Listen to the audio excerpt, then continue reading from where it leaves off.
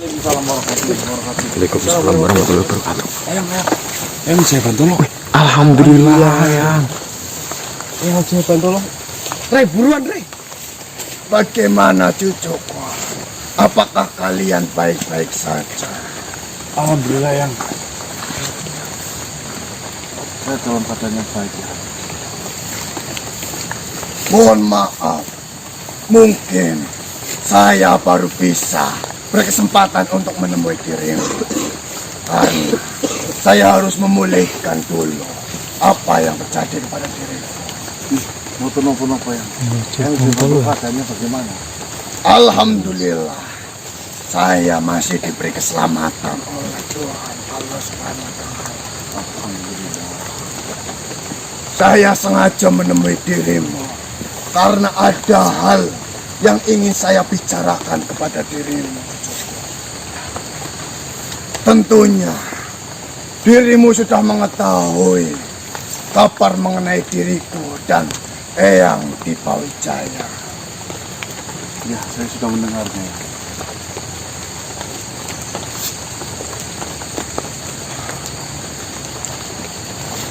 Kebenaran itu memanglah terjadi, cucuku. Dipawijaya mendahului kita untuk bertemu dengan Sang Kuasa.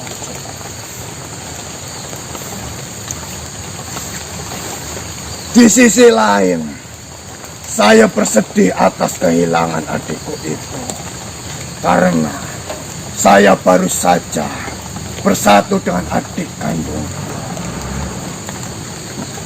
Dan di sisi lain, saya pun bangga terhadap adikku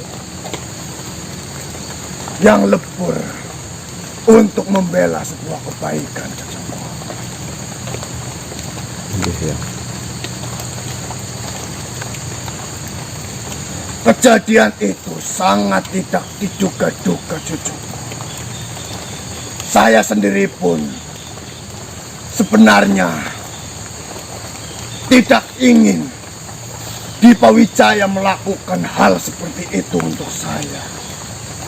Yang saya inginkan di situ, jika memang kita harus mati bareng-bareng, saya siap melakukan itu. Akan tetapi di sini, Eyang Dipawijaya dengan sendirinya memotong tangan saya dan melempar saya dengan tenaga yang sangat luar biasa. Dan beriringan dengan lemparan itu, ledakan besar itu terjadi. Dipawijaya, adik saya, meledakkan dirinya di segerombolan prajurit yang menyerbu.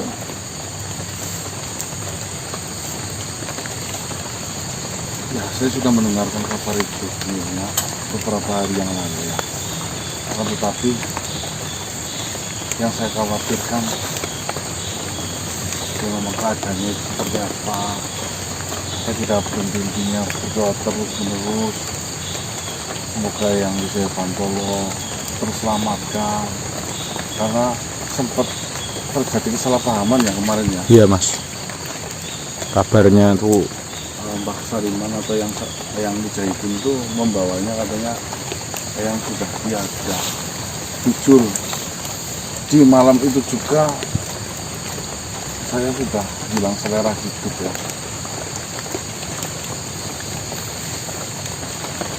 Saya pun sangat merasa sedih di saat saya baru merasakan sebuah kebahagiaan.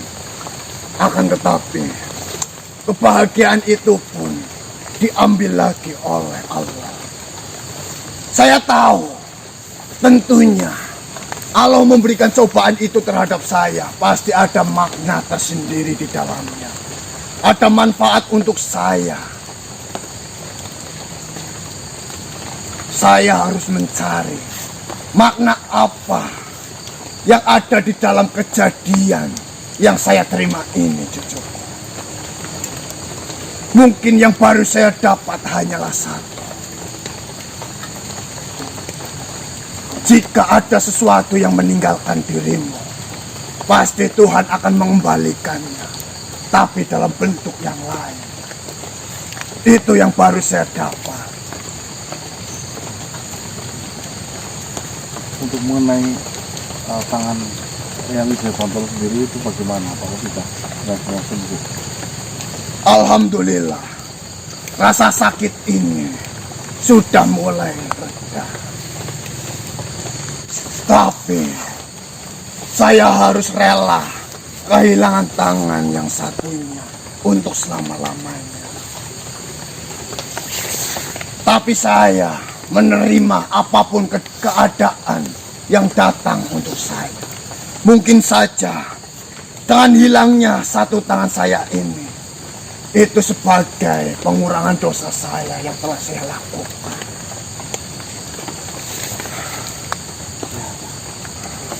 Yang terpenting sekarang semuanya sudah terjadi. Doakan saja supaya yang Dipa Wijaya ditempatkan di sisi yang terindah. Terus yang Wijaya Bantolo pun semoga lekas sembuh dari sakitnya, tetap bisa melakukan rutinitas ibadah seperti biasa. Amin, amin ya. Itulah yang saya harapkan, cucuku. Saya harap dirimu pun tidak larut dalam kesedihan ini.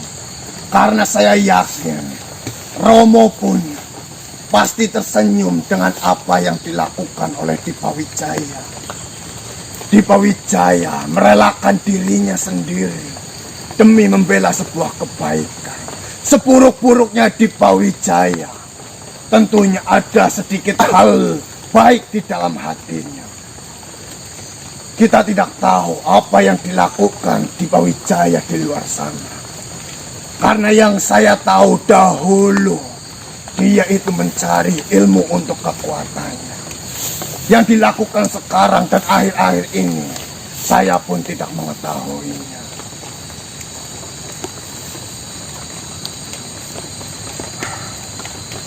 Dan di kejadian itu, cucuku, ada sebuah pesan yang diucapkan oleh Dipa Wijaya yang harus saya sampaikan untuk dirimu.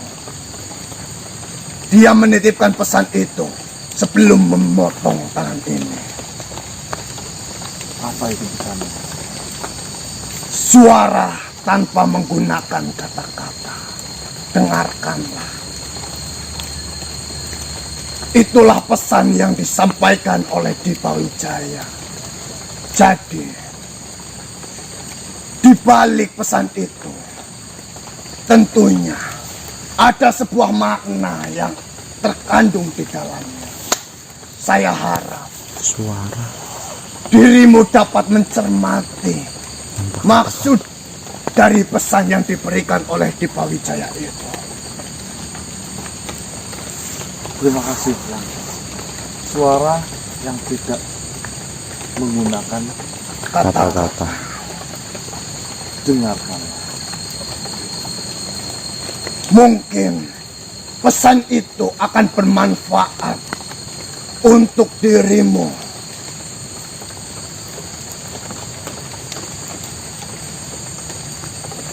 Nah, saya mencari artinya nanti. Baiklah, cucuku. Terima kasih banyak. Kau telah membantu peperangan ini sampai selesai. Dan alhamdulillah juga, saya mendengar kabar bahwasannya beberapa pasukan sisa dari Pedor Kampala itu akan ikut dengan Martaji dan Pilopatre. Nah, benar. Tadi siang, kemarin pagi sudah melakukan akad seperti itu. Ada sekitar 1.500 prajurit yang tersisa dan sekarang diajari oleh yang Martaji. Ya, siapa tahu nanti ke depannya seperti hal biasanya kita selalu kurang prajurit, dengan menambahnya 1.500 pasukan itu lumayan lah. Amin. Semoga saja Martaji dan Pilopatre dapat mendidik pasukan itu dengan baik. Dan mengenai pusaka Kali Aji, saya harap dan saya ingatkan sekali lagi terhadap dirimu. Pusaka itu tidak ada sedikit pun kegunaan atau manfaat yang bisa dikeluarkan dari pusaka itu. Saya harap jika memang dirimu mau menyimpan pusaka itu, simpanlah baik-baik. Tapi jika memang dirimu tidak mau menyimpannya, maka kuburlah pusaka itu agar tidak menimbulkan sebuah kemusyrikan lagi. Karena saya yakin Romo menciptakan pusaka itu memiliki makna, yaitu bersatunya saya dan Dipa Wijaya. Dan alhamdulillah, apa yang menjadi keinginan dari Romo itu sudah terjadi. Baunya kapal. Saya senang kalau di dalam ruangan. Jika dirimu menyukainya, silakan simpanlah. Apakah yang Wijaya Bantolo sudah bertemu dengan Eyang? Untuk saat ini, jujur saja, saya belum menemui Romo. Saya memulihkan tenaga saya terlebih dahulu. Dan saya harus menepati kewajiban saya atau menyampaikan pesan terakhir dari Dipa Wijaya terhadap dirimu.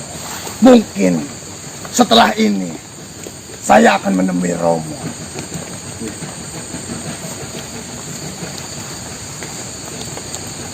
Suara Tanpa menggunakan kata-kata. dengarkan. Ada sebuah pesan lagi yang tersembunyi, cucuku. Bisakah kau ambilkan daun untuk saya? Daun Mas Rek. Nah.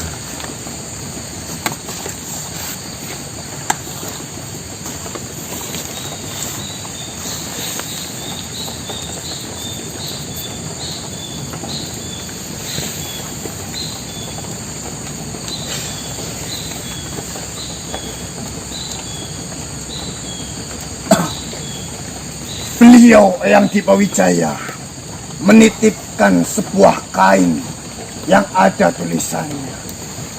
Dan tulisan itu saya pindahkan di daun itu. Saya sendiri tidak berani untuk membaca pesan itu karena beliau menginginkan pesan itu dibaca oleh dirimu. Jadi yang pantas untuk membaca atau mengetahui pesan itu adalah dirimu. Jika dirimu tidak bisa membacanya, silakanlah meminta bantuan kepada Eyang Madri Guntawa. Selayaknya dirimu membaca pesan dari Romo. Sembah nuwun ya.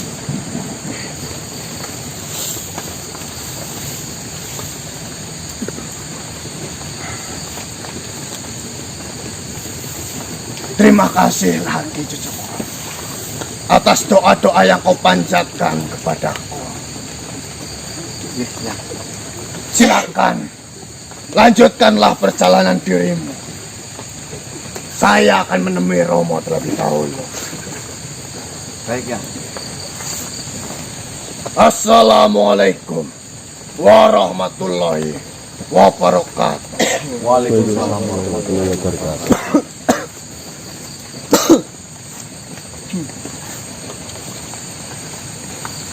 Baik teman-teman, saya dari tadi tuh berpikir ya, ada suatu makna pesan tersirat dari Eyang Dipa Wijaya. Suara yang tidak menggunakan kata-kata, dengarkanlah. Sebenarnya saya sedikit mengerti arti dari kata-kata itu. Mungkin kalau menurut saya, suara yang tidak menggunakan kata-kata Apa itu, Mas? adalah suara hati. Suara hati. Oh iya. Dengar. Mungkin itu sih menurut saya saja. Ini juga ada pesan lagi nanti manggil Eyang Madri Guntala untuk membacakannya. Iya Mas. Sambil menanyakan mengenai suara yang tidak menggunakan kata-kata itu apa. Ya. Assalamualaikum warahmatullahi wabarakatuh yang Madri Guntala. Waalaikumsalam warahmatullahi wabarakatuh. Bagaimana cucuku? Apakah ada kepentingan sehingga dirimu memanggil saya datang ke tempat ini? Seperti ini yang Madri. Alhamdulillahnya di pagi hari ini tadi saya bertemu dengan Eyang Wijaya Bantoro. Bagaimana kabar beliau saat ini? Beliau keadaannya sehat.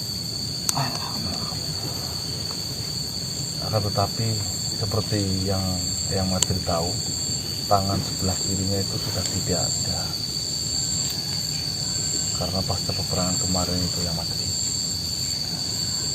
Dan Eyang Wijaya Bantoro menemui saya itu ada pesan dari Eyang Dipa Wijaya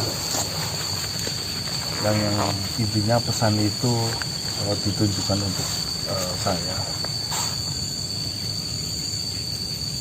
Kalau menurut terkaan saya sih, saya sedikit mengetahui pesan itu ya.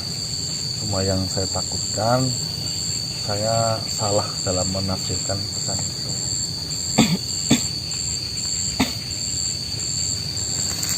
Pesan apakah itu cucuku? Makanya saya ingin langsung menanyakan kepada Eyang Madri Guntala. Barangkali Eyang Madri bisa menjelaskan mengenai makna pesan atau kalimat yang diberikan oleh Eyang Dipa Wijaya untuk saya. Suara apa tadi? Suara tidak Menggunakan kata-kata. Iya. Dengarkanlah. Kalau menurut saya, ya mau dikoreksi yang Madri, itu adalah suara hati. Pendapatmu itu benar cucuku. Suara tidak menggunakan kata-kata. Dengarkanlah. Mungkin lebih tepatnya kau harus mendengarkan suara dari hati nurani yang paling dalam. Hati yang paling murni cucuku. Bisa dikatakan bisikan dari hati paling murni yang paling dalam itu adalah bisikan dari Tuhan. Jadi mungkin maksud dari pesan itu, di saat kalian menghadapi sebuah permasalahan yang besar, yang sudah kau berusaha sekuat dirimu, akan tetapi dirimu belum menemukan jalan keluarnya, maka yang bisa menyelamatkan dirimu itu adalah bisikan dari hati nurani yang paling dalam itu, cucuku. Bukan saya yang bisa menyelamatkan dirimu, bukan sahabat-sahabat lain yang menyelamatkan dirimu, bukan teman-teman yang lain yang ada di sekelilingmu, akan tetapi adalah bisikan hati yang paling murni. Terima kasih ya. Berarti penilaian saya sedikit benar ya. Benar cucuku.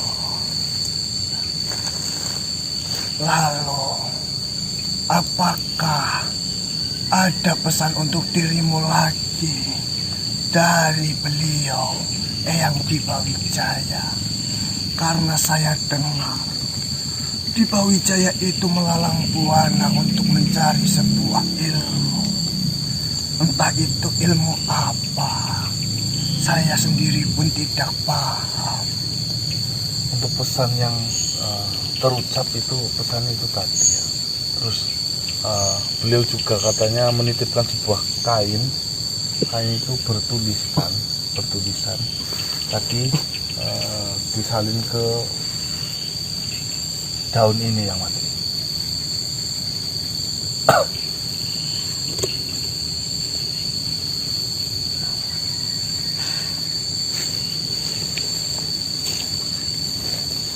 Apakah benar beliau menitipkan tulisan seperti ini, cucuku? Benar yang mati. Saya rasa ini adalah bukan pesan yang berkias ataupun terlalu penting, tapi saya tidak tahu. Mungkin tulisan ini penting bagi beliau yang di Wijaya. Karena di sini tertulis bahwasanya jika dirimu berkenan, temuilah Kiai Latif di hutan Klincir. Tertulis seperti itu, cucuku. Apakah yang mati mengenal beliau? Jujur saja, dari segi nama saya tidak asing, apalagi bertempat tinggal di hutan Klincir. Akan tetapi saya sendiri sudah agak lupa, cucuku. Siapa sebenarnya beliau ya? Saya disuruh untuk menemuinya. Saya tidak tahu menau apa maksud dari pesan ini, cucuku. Mungkin saja di Wijaya memiliki pesan yang terdapat dan akan diucapkan oleh Kiai Latif itu, cucuku. Atau mungkin Kiai Latif sudah dititipi sebuah amanat oleh yang kita mungkin ya. Mungkin saja seperti itu, cucuku. Kita tidak tahu apa yang sudah dilakukan oleh Dipa Wijaya di luar sana. Semoga saja jika memang beliau sudah menitipkan sebuah pesan kepada Kiai Latif, jika dirimu bertemu dengan Kiai Latif nanti, beliau mau menyampaikan itu, dan pesan itu dapat bermanfaat untuk dirimu, untuk menjadi manusia atau makhluk hidup yang lebih baik lagi. Amin amin ya Rabbal alamin. Matur suwun yang mati bentalah. Ngapunten, mohon maaf sekali sudah mengganggu waktunya. Tidak apa, cucuku. Jika memang saya masih bisa membantu kalian semua, akan saya bantu sebisa saya, cucuku. Dan mohon maaf, mungkin saya sudah jarang untuk menemui dirimu. Kau tahu sendiri keadaan saya seperti apa.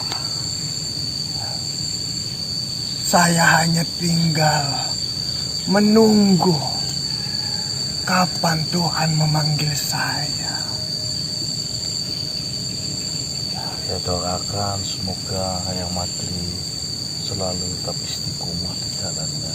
Amin. Terima kasih, cucuku. Itulah yang saya inginkan dari kalian semua. Karena tidak ada yang terpenting di dunia ini melainkan sebuah doa.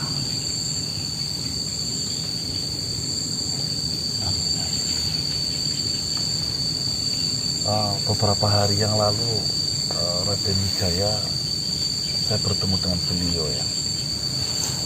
Apa yang beliau ucapkan untuk dirimu, cucuku? Saya hanya berucapkan salam saja. Kebetulan waktu itu saya lagi dalam posisi berkendara ya. Terus beliau tersenyum pada saya, terus mengucapkan assalamualaikum, waalaikumsalam. Alhamdulillah. Berarti itu saya bertemu dengan beliau yang ketiga kali. Alhamdulillah jika seperti itu cucuku. Raden Wijaya pun mengatakan itu terhadapku. Dan untuk yang lainnya semuanya sehat ya Raka? Alhamdulillah cucuku. Semuanya dalam kondisi yang baik-baik saja.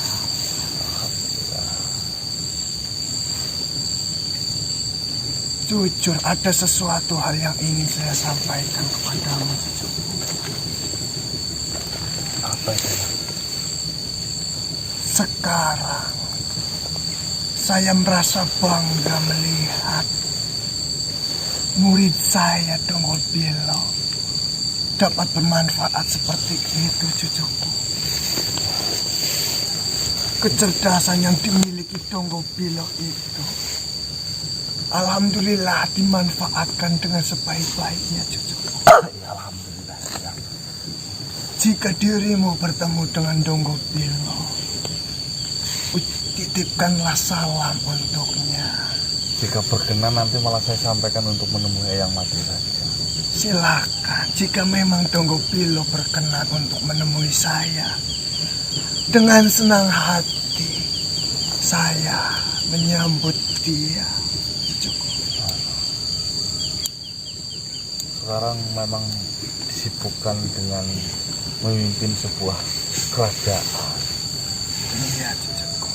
Terus memang juga Donggopilo itu walaupun baru memeluk agama Islam, akan tetapi proses belajarnya itu sangat sungguh-sungguh, sampai menurut saya itu kecerdasan mengenai belajar beragamanya itu bisa dikatakan sekarang bisa menandingi yang sudah lama ya, kalau saya lihat seperti itu. Itulah kelebihan dari Donggopilo sebenarnya cucuku.